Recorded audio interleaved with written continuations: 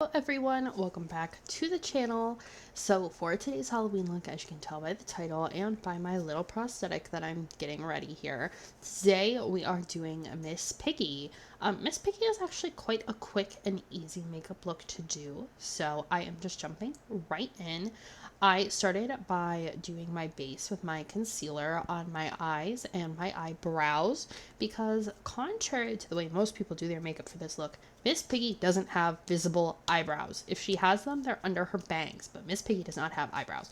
So I threw a little concealer on my brows just to hide them a little bit. They're not going to completely go away.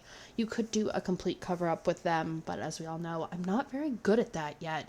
So I just put on some concealer to just, if nothing else, make them appear blonde. Now for my eyes, I am using a purple shadow.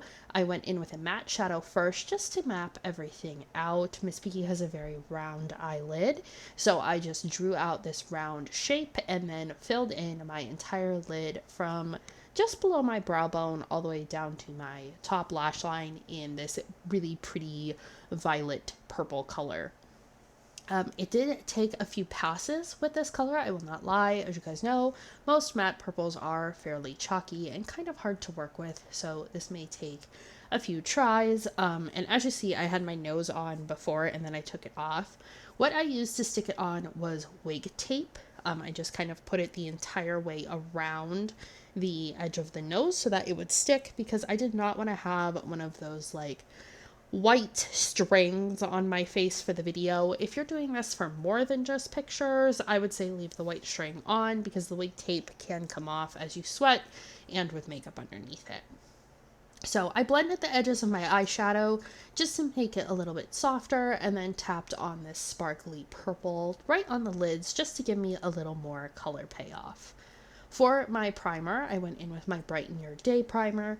Initially, I was going to avoid the area around my nose, but then as I was doing my makeup, I realized like it was kind of inevitable that I was going to get makeup in those places, so I gave up on that. While my primer is drying down, I'm just going to add a small bit of eyeliner. Miss Piggy does not have winged liner. She actually has eyes that kind of turn down. So for my liner, I just went right along the lash line. So I had a guideline for when I put on my false lashes. And then instead of doing a wing up and out, I just did a teeny tiny line kind of drawing down. Then I put on a little bit of mascara just to give our lashes some color.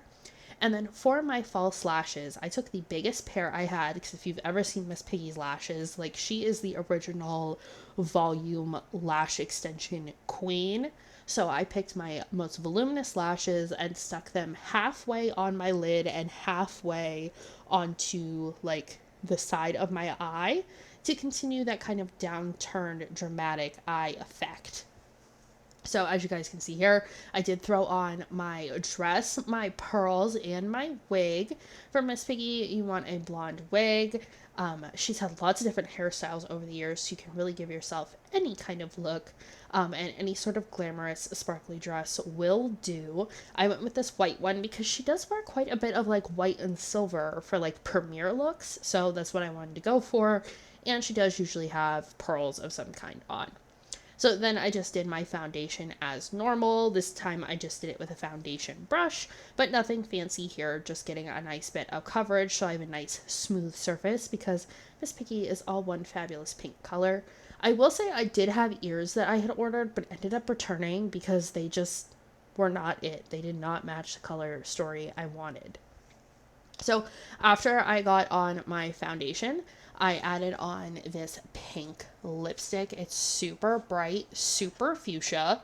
And this is just a NYX color I've had for a really long time, but I thought it was perfect with the purple. Again, Miss Piggy tends to have some different lipstick colors. Sometimes she doesn't really have a mouth, other times she does. Like sometimes it's just a straight line. Depending on, mostly I think it's like dependent on how they're articulating her mouth. So usually it's pretty tan, but I thought this needed some like zhuzh, you know?